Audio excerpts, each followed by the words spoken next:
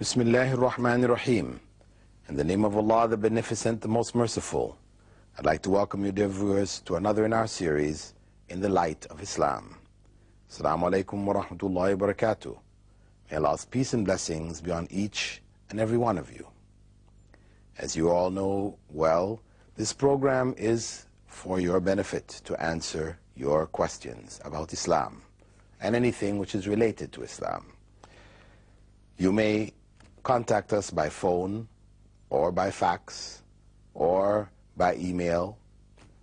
By any means that you have available to you, we welcome your questions. At the end of the program, I'll give you some numbers that you may contact us through. I will be continuing on with a number of questions which have been raised by young students, senior students at the Oxford School. They've given me quite a large list of questions. We've been trying to answer them bit by bit, over the various programs. Of course, we have other emails, etc., that we'll be looking at, but I'll start off with one of their questions. Should men grow a beard? If yes, why and how long? Well, the growing of the beard is first and foremost compulsory. It is a requirement. And a lot of people tend to have this idea that it is sunnah. This is how they refer to it. It's just sunnah. Sunnah meaning that it was a recommended practice, or it was a practice of the Prophet Muhammad ﷺ. Well, the point is that this term sunnah needs to be understood to really properly understand why it may be referred to as a sunnah. Yet some people would still insist that it is fard, or obligatory, wajib, compulsory. Why would somebody insist on that when it's referred to at the same time as being sunnah? Well, the term sunnah has two meanings. There's one meaning which identifies the general methodology of the Prophet, his lifestyle and all the things connected to that. That's called sunnah. And on another hand, sunnah is also used to refer to specifically the acts which the Prophet ﷺ did, which are recommended for you to do. This is the term used to refer to such acts. Another term used is also mustahab or mandub. These are two other terms used, and perhaps these are better because they avoid this confusion that can come with a term being used in two different contexts. So from the point of view, when one says that it is sunnah to wear the beard, it is not sunnah from the legal point of view, which distinguishes it from that which is obligatory or that which is disliked or prohibited. That's not the correct usage of the term sunnah with regards to the beard. The term sunnah with regards to the beard falls under the category of the general practices of the Prophet Muhammad ﷺ. And of his general practices, there are some things which are obligatory. For example, it was his sunnah to pray 2 units of prayer for Fajr. 2 units of prayer for the obligatory prayers of Fajr. This was his sunnah. I mean, it's not mentioned in the Quran that for the morning prayer it consists of 2 units, 2 rak'at. It's not mentioned there. The Prophet Muhammad ﷺ did it. And he said, pray as you saw me pray. So he did it, and he instructed us to follow his way. So for the morning prayers, the obligatory morning prayers, it should be 2 units of prayer. So we can say it is from the sunnah of the Prophet ﷺ to pray 2 units of prayer for the morning prayer, Salatul Fajr. But that sunnah of the Prophet ﷺ is wajib, is obligatory. We could also say it is from the sunnah of the Prophet not to eat birds of prey. and carnivorous animals. Wild carnivorous animals. This is forbidden. You'll not find it in the Quran. It's not there, not mentioned. The Prophet, may God's peace and blessing be upon him, he said that you should not eat any bird which kills with the claw, or any animal which kills with the eye tooth. These are wild animals, carnivorous animals like the tiger, the lion, these type of, and the birds are like the eagle, the osprey, the hawk, the falcon, etc., etc. We're not allowed to eat them. So we can say it is from the sunnah of the Prophet, may God's peace and blessing be upon him, not to eat birds of prey and carnivorous animals. But that sunnah, what the Prophet ﷺ prohibited, that is haram. It is haram to eat these things. So we have sunnah which may indicate what is haram, sunnah which may indicate what is obligatory. We also have sunnah which may indicate what is disliked, like the Prophet ﷺ said that we should not eat and drink standing. The Prophet, may God's peace and blessing be upon him, said, do not eat or drink standing. But he himself was seen eating and drinking standing, or particularly drinking standing. There's authentic narrations that he did so. So that practice of the Prophet Muhammad ﷺ, which is from his sunnah, combined with his statement not to eat or drink standing, indicates to us that it is disliked to eat or drink standing. So here from his sunnah we have something which is disliked, or what is known as makruh. And then we have from his sunnah also, he said that whoever does additional units of prayer with their daily prayers, 2 before Fajr, 2 before Dhuhr, 2 after Dhuhr, 2 after Isha, or 4 after Dhuhr, or 4 before Dhuhr. Whoever does these on a regular basis, Allah will make a home for him in paradise. This is something recommended. Here is from the Sunnah of the Prophet ﷺ, something which is recommended, highly recommended. We also have from the Sunnah of the Prophet ﷺ that when a desert lizard, which is called in Arabic a dab, was brought to him to eat, because Arabs of Arabia did eat this desert lizard, he didn't eat it. When he was asked by one of his companions, is it haram? He said, no, it was just not in the area where I grew up, and I don't like it.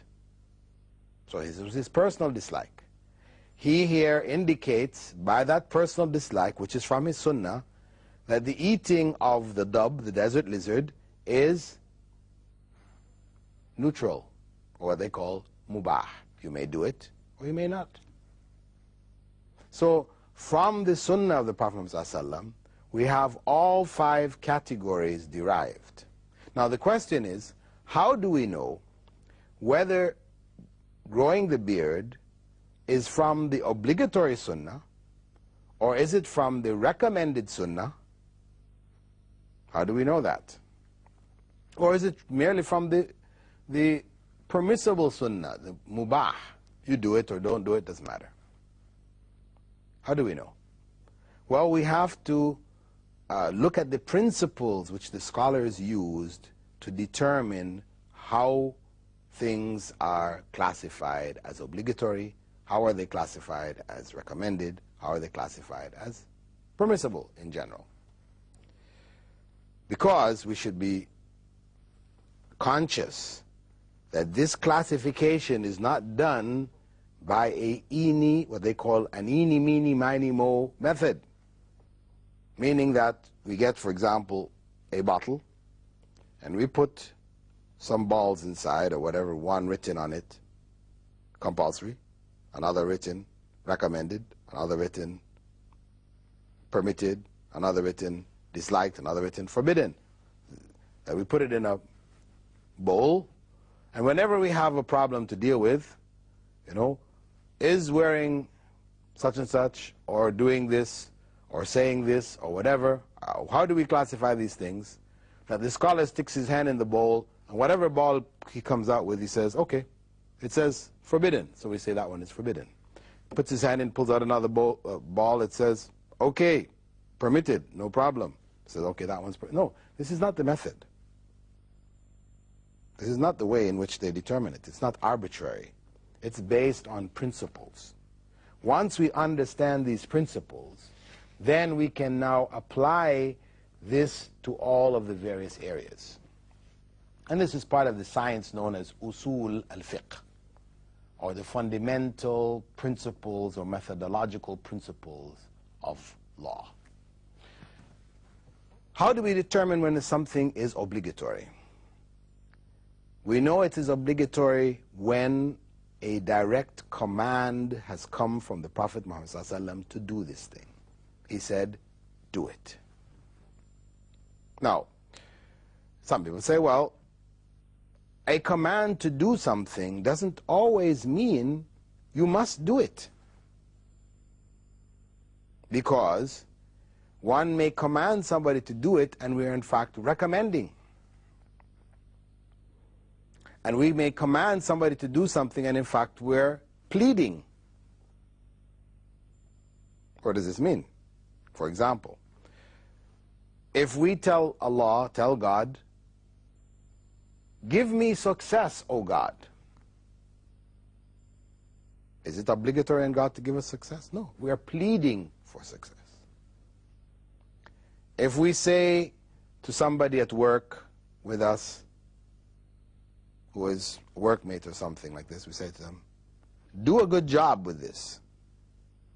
We're recommending them. Are we commanding them? No, we're on the same level as they are. We're, equal workmates. We're not the boss or anything like this, so we tell them, do a good job, okay? We're recommending. We're asking them to do a good job, recommending that they do a good job. Or if the boss tells the secretary, write this letter, it means she has to write this letter, or he has to write this letter. So they go ahead and they do it. So whether a command represents a plea, a recommendation, or an obligation will depend on who is talking to who. As a general principle, if a person of lower status is addressing a person of higher status, people are addressing an authority, their command is a plea. They're begging. They're asking, please do this. If people are of similar status and a command is given, then it means it's recommended. Or it could be a plea too. And when the higher authority is instructing the lower, then it means obligation. That is a basic principle in language. We assume that a higher authority instructing lower people of a lower status, that means it is obligatory. So if God is the higher authority, Prophet Muhammad ﷺ, he's the higher authority, they instruct us to do something, we must assume that that instruction means obligation. Why? Because, as I said, even in our own dealings with language and the world, that's what we assume. If we didn't assume this, then we will have a state of confusion where the boss tells the secretary, do this, and the secretary stops to think, well, does the boss mean I must do this? Or is he just recommending that I do it? Or it's a, if I do it, don't do it, no problem, you know. If the secretary or if those working for the manager, the boss, don't take commands to mean you must do it unless stated otherwise, then you have confusion. Systems cannot function. The world would fall apart. So according to language, we generally understand an instruction to mean obligation when it is given by a higher authority. But if that higher authority adds some other condition, some other qualifying statement, then this may shift that command to recommendation. Because if the boss says, do this letter, write this letter next week, means you don't have to do it now. I mean, you could, if you want to do it now, that's good, but it's not obligatory for you to do it right now. Something you could do later. Or if he says, write this letter if you receive an instruction from that company or the other, and so on and so on. So it means it's not on you to do it unless you receive it. So if you don't receive that, then you don't have to do it at all. So these are qualifying statements and circumstances which now can modify a command to a lesser status of a recommendation or something to do possibly or possibly not.